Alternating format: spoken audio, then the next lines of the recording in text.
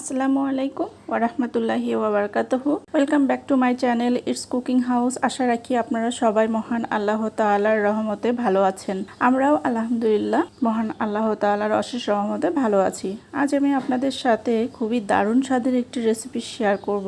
আশা করি আপনাদের ভালো লাগবে। তো চলুন শুরু করা যাক। প্রথমেই আমি ধন্যবাদ জানাতে চাই সেই সব বন্ধুদের যারা আমার চ্যানেলটি অলরেডি সাবস্ক্রাইব করে ফেলেছেন এবং যারা আমার চ্যানেলটি এখনো সাবস্ক্রাইব করেন নাই প্লিজ সাবস্ক্রাইব করে নেবেন। প্লিজ লাইক দিয়ে ভিডিওটি দেখা শুরু করুন।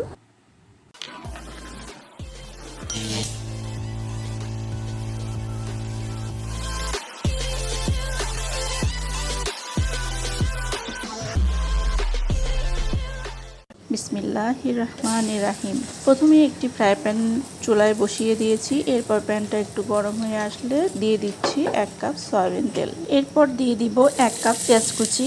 পেঁয়াজ কুচিটাকে মিডিয়াম টু লো ফ্লেমে গোল্ডেন কালার করে ভেজে নিব পেঁয়াজ বেরেস্তা করার জন্য। আলহামদুলিল্লাহ আমার পেঁয়াজ বেরেস্তা করা কমপ্লিট হয়ে গিয়েছে। এখন আমি পেঁয়াজ বেরেস্তাটাকে উঠিয়ে নিব। দেখুন মাশাআল্লাহ বেরেস্তার কালারটা খুব সুন্দর হয়েছে। এই মশলাগুলো আমি রেডি করে নিয়েছি রান্না করার জন্য। এখন একটি বাটিতে আমি হাফ কাপ পেঁয়াজ বেরেস্তা, হাফ কাপ টক দই, কাঠবাদাম 10টি, জয়ত্রী 1 পিস, গোলমরিচ 20টি, জয়ফল নিয়েছি 4 ভাগের 1 ভাগ, কাঁচামরিচ 5টা। সবগুলো উপকরণ খুব ভালোভাবে ব্লেন্ডারে ব্লেন্ড করে নেব। এরপর একটি বাটিতে ঢেলে রেখে দেব। এরপর চুলা জ্বালিয়ে পেঁয়াজ বেরেস্তার তেলের মধ্যে দিয়ে দিচ্ছি হাফ কাপ পেঁয়াজ কুচি। পেঁয়াজটাকে একটু হালকাভাবে ভেজে নিব। এরপর দিয়ে দিচ্ছি দারচিনি 3 পিস, এলাচ 5 পিস, লবঙ্গ 5 পিস, স্টার মশলা হাফ পিস, তেজপাতা 2টা কেটে দিচ্ছি। সুন্দর অ্যারোমা বের হওয়া পর্যন্ত সবগুলো মশলা খুব ভালোভাবে ভেজে নেব। এরপর দিয়ে দিচ্ছি আদা বাটা 2 চা চামচ। একটু হালকাভাবে নেড়ে চেড়ে দিয়ে দিচ্ছি রসুন বাটা 2 চা চামচ। এরপর আদা রসুন বাটাটাকে খুব ভালোভাবে মিডিয়াম টু লো হিটে ভেজে নেব যেন আদা রসুনের কাঁচা ফ্লেভারটা চলে যায়। এরপর দিয়ে দিব গরম পানি হাফ কাপ যাতে করে মশলাটা পুড়ে যেতে না পারে। এরপর দিয়ে দিব হলুদ গুঁড়া 1 টিস্পুন, সাদা গোলমরিচের গুঁড়া হাফ টিস্পুন, জিরা গুঁড়া 1 টিস্পুন। এরপর মশলাগুলো খুব ভালোভাবে ভেজে নেব। এরপর দিয়ে দিচ্ছি লবণ 1 টিস্পুন।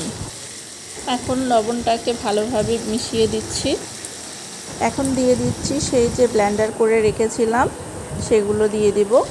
এরপর ভালোভাবে মিশিয়ে ভেজে নেব। মাশাআল্লাহ দেখুন তেল উপরে ভেসে উঠেছে। এ পর্যায়ে দিয়ে দেব গরুর মাংস 1 কেজি।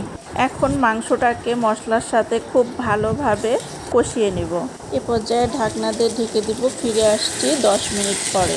অফ ক্যামেরাতে আমি আরও 2-3 বার নেড়ে দিয়েছিলাম। এখন চুলার ফ্লেমটা থাকবে মিডিয়াম টু লোতে। মিডিয়াম টু লো ফ্লেমে আমি 5 থেকে 7 মিনিটের মতো মাংসটাকে কষিয়ে নিয়েছি। এখন দিয়ে দিচ্ছি গরম পানি 4 কাপ। এরপর মাংসটাকে পানির সাথে খুব ভালোভাবে মিশিয়ে ঢাকনা দিয়ে ঢেকে দেব। ফিরে আসছি 10 মিনিট পর।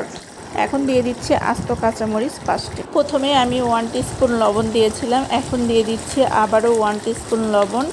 একটু সামান্য মিশিয়ে আবার এখন দিয়ে দিচ্ছি কিশমিশ 15 থেকে 20টি। কিশমিশটাকেও গ্রেভির সাথে খুব ভালোভাবে মিশিয়ে দিব। এখন দিয়ে দিচ্ছি 1 টেবিল স্পুন গাওয়া ঘি এবং কিছু পেঁয়াজ বেরেস্তা দিয়ে ঢাকনা দিয়ে ঢেকে দেব।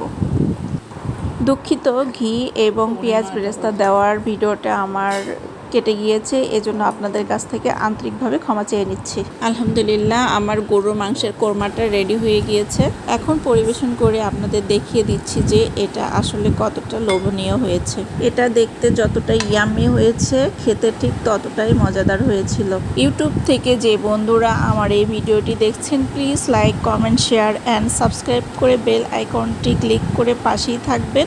আর ফেসবুক থেকে যে বন্ধুরা দেখছেন, প্লিজ ফলো দিয়ে রাখবেন। আপনাদের লাইক, কমেন্ট, শেয়ার আমাকে অনেক বেশি মোটিভেটেড করে। So I request you, please like, comment and share. এতক্ষণ যারা ধৈর্য ধরে কষ্ট করে আমার এই ভিডিওটা দেখেছেন, তাদেরকে অসংখ্য অসংখ্য ধন্যবাদ। অনেক কথা বলে ফেলেছি, আজ আর নয়।